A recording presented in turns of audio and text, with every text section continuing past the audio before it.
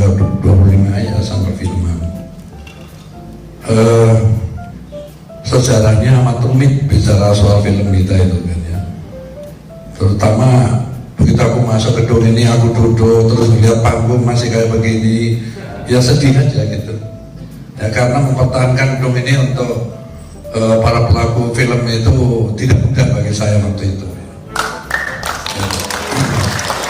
Tapi tentu saja berharap ya, apalagi APBD DKI itu dari waktu ke waktu terus meningkat. Sebagai gambaran, tahun pertama saya menjabat, APBD DKI itu hanya 1,7 triliun ya, dengan nilai rupiah kita 15-16 ribu per US dollar. Cerita singkatnya, saya 10 tahun jadi gubernur, saya meninggalkan balai kota, APBD-nya 21 triliun. Artinya, fokus mulai dari 21 triliun. Datanglah Pak Jokowi kemudian 50 triliun. Datang Ahok 70 triliun. Sekarang ini 89 triliun. Gitu ya. Artinya, saya ingin mengatakan bahwa sebenarnya kalau mau menyisihkan terjadi sedikit untuk tandani tempat ini yang lebih baik, lebih pantas sebenarnya bisa. Ya, tapi masih ada pun kita bersyukur gitu. Saya ingin bertanya apakah kantor Parvi juga masih di situ? Masih ada. Nah, cuman yang duduk di situ nggak ngerti ya, karena Parvinya versinya banyak kali. Nah itu dia kan. Jadi kalau kita perhatikan para pelaku film di Amerika ya, bagaimana mereka itu hidup sangat mewah gitu ya. Kalau di sini kenapa tidak bisa gitu ya? Antara lain kendalanya banyak sekali. Perhatian kita pemerintah juga kurang, lalu manusia film sendiri nggak mau akur ya. Tanya-tanya Parvi juga banyak sekali ketuanya. Ya. Jadi kalaupun kaya di sini itu adalah para penanam modalnya saja yang kaya gitu ya. Nggak, aku nggak melihat itu film-film yang kaya gitu untuk ukuran selebritis. Jadi kan ada Parvi itu kami itu saran saya gimana supaya besar? Ya kumpulin aja, tinggal mau apa tidak, sebenarnya kan itu kan. Waktu itu saya ditawarin jadi ketua Parvi coba lucu. Saya minta syarat asal kalian bersatu saya pimpin. Karena saya baik tahu bahwa mereka sudah punya banyak sekali pengalaman dalam kasus dalam menghasilkan kayaknya yang membanding Pak dan kita Bali juga memperhatikan dari sekali kita memang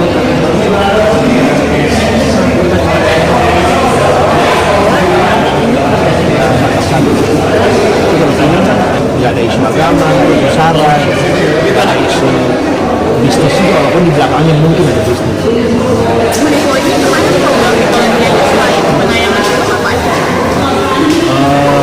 Kalau kita penayangan dan diskusi dulu, jadi saya presentasi mengenai industri film di Indonesia pada mereka, pada masyarakat, di mana kita masih kurang bioskop yang besar, terus proporsi film Indonesia kan juga lumayan baik, sekarang sudah 45%. Jadi tahun ini kalau nggak salah 42% film di bioskop itu udah film Indonesia.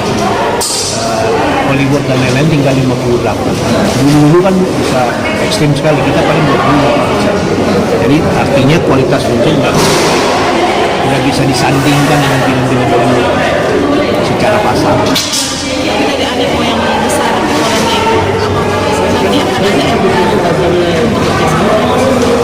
Kemungkinan ada follow up, misalnya dengan co-production film. Kemudian juga mereka mau juga membantu kita, misalnya kasih kayak latihan film dengan mengundang sutradara mereka yang datang ke sini ngasih ini, karena mereka lebih expert. Jadi kemungkinan follow up itu ada macam co-production kemudian training atau workshop, kemudian juga pemasaran film kita di sana. Ini yang menarik, hanya mereka minta ada nggak sih sinetron yang ya kayak kita bilang kayak telenovela gitu lah. Karena mereka selama ini beli dari Turki. Kalau Indonesia punya, tapi kemarin kita nggak bawa, kita nggak bawa itu. Tapi kita tahu nih bahwa kalau kita tawarin, tinggal di dubbing atau subtitling di pasar. Ini masih ada yang suka juga tuh sinetron gitu. Oke, terima kasih ya. Adalah mereka yang paling banyak dalam tanda kutip 11 orang itu adalah yang banyak menitipkan, menaruh ataupun menghibahkan filmnya di sinematik Indonesia. Dengan begitu kita ambil semacam penyadaran bahwa semangat mengarsipkan film itu adalah bagian dari kesadaran mereka untuk menjadikan film sebagai media seni budaya yang juga berguna sebagai media pertahanan bangsa dan bela negara. Itu dalam konteks kemudian hari ini tema itu kita angkat, gitu ya. Komennya adalah ketika kita memperingati 25 tahun Yayasan Persatuan Manusia Semarang Mahil yang adalah pada saat ini mengelola sinematik Indonesia. Gitu. Nah, dalam momen ini kita bikin acara itu tentu dengan harapan bahwa kesadaran mengarsipkan film itu nanti akan lebih dipahami oleh banyak pihak, dan bagi sinematik sendiri juga akan semakin bertanggung jawab, profesional, dan yang penting adalah bagaimana pengarsipan ini memberikan akses luas-luasnya kepada masyarakat untuk dilestarikan dalam arti luas, yaitu dimanfaatkan untuk kepentingan-kepentingan yang berkaitan dengan kepentingan budaya bangsa dan negara, dengan kemanusiaan kan. Itulah inti dari acara ini yang menjadi bagian dari beberapa penghargaan yang diberikan sinematik. Jadi bukan tahun ini juga, kemarin kita berikan penghargaan, istilahnya adalah Excellent Award Sinematik Indonesia. Itu penghargaan untuk jenis film yang memiliki nilai kearsipan yang tinggi. Kemarin kita berikan kepada Bumi Manusia. Kenapa kita anggap dia memiliki nilai kearsipan yang tinggi? Karena selain bukunya sudah memiliki nilai kearsipan tadi, novelnya kemudian ketika itu difilmkan dengan sekian banyak hal, gitu ya. Nah, itu pantas seperti tahun 2020 kita berharap akan terus untuk kegiatan seperti ini. Kita sedang merencanakan festival film nasional yang pialanya akan terbagi piala utama, piala Smart tadi ya. Itu kira-kira itu. Mengingat seberapa semangat sineas dan produser yang sekarang untuk menghasilkan kalau dilihat tadi kan hampir semua yang memberi penghargaan, adalah produser lama dan produser bahkan ketika itu lebih banyak zaman Sariloid. Yaitu artinya pertanyaan itu terjawab sendiri karena produser yang sekarang relatif kurang kesadaran mengarsipkan itu, terutama di sinematik. Kecuali barangkali Mira Lesmana ya tadi ya. Karena Miles Film itu termasuk yang sangat peduli terhadap sinematik, selain juga menitipkan filmnya di sini juga peduli misalnya skenario Bumi Manusia, contoh lagi ya. Itu semula kan ada rencana diproduksi oleh Mira Lesmana. Itu dia menyerahkan skenario-nya yang akhirnya tidak difilmkan itu ke sinematik juga. Yang pertama kemarin karya skenario siapa gitu ya. Nah itu Mira Lesmana kalau dianggap sebagai generasi yang lebih muda dari yang lain tadi adalah contoh dari yang peduli pada pengakuan itu. Nah sehingga kalau dibilang tidak ada juga ada juga gitu ya. Nah tadi bahwa kalau ditanya bagaimana perbandingannya dengan yang waktu yang gitu ya, mungkin memang terasa kurang. Ini banyak faktor, bukan karena kesadaran juga, karena sekarang tren digital, disiki dan sebagainya, sehingga bentuk-bentuk perawatannya lebih mudah. Kalau seluloid ini kan memang perawatannya kita memerlukan suhu yang stabil, wajah harus di bawah 12 derajat, tingkat kelembabannya harus 45% dan sebagainya. Ada banyak hal lah, kita belum punya fasilitas gitu kira-kira. Nah,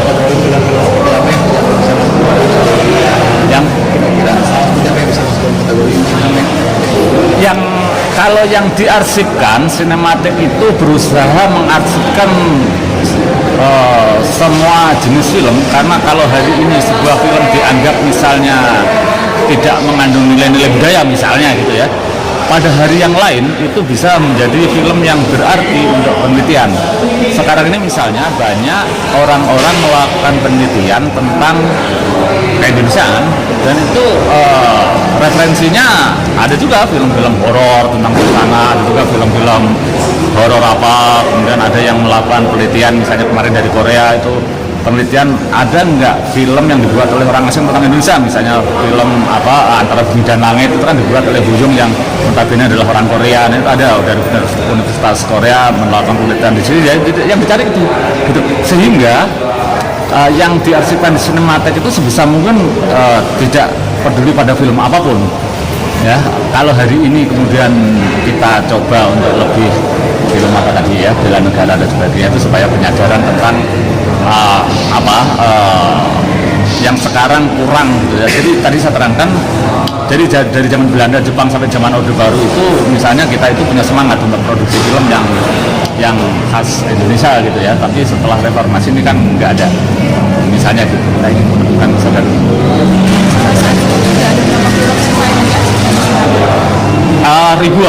ribuan ya, tapi kalau yang seluloid misalnya itu sekitar 1.500 sekian, 70 sekian gitu ya, 1.500 sekian. Judul itu meliputi ada negatif film, ada 35 mili. Nah, ya, kalau yang dalam bentuk analog, kaset itu lebih banyak lagi. Ada lagi yang dalam bentuk sekarang kan digital, yang lebih hadis-hadis itu, yang kita sampel, kita simpan di server dan sebagainya, itu lebih banyak lagi, hampir 5.000 lebih. Tapi Pak, sulitnya untuk menghasilkan itu seperti apa sih Pak? Kenapa para sineas modern zaman sekarang kok jarang mau yang menghasilkan? Kalau sinematik sih sulit, dalam arti gini, sulitnya itu adalah kalau kita bayangkan sebuah pengarsipan yang ideal, yang memenuhi keinginan bayangan orang banyak gitu ya, karena ini penting kan gitu ya, itu memang perlu biaya mahal dan sebagainya. Tapi pada ukuran tertentu, sinematik ini satu-satunya di Indonesia dan pernah terbesar di Asia Tenggara dan yang pertama di Asia Tenggara gitu. Artinya istilahnya sesulit apapun pengarsipan itu, sinematik bisa melakukan itu.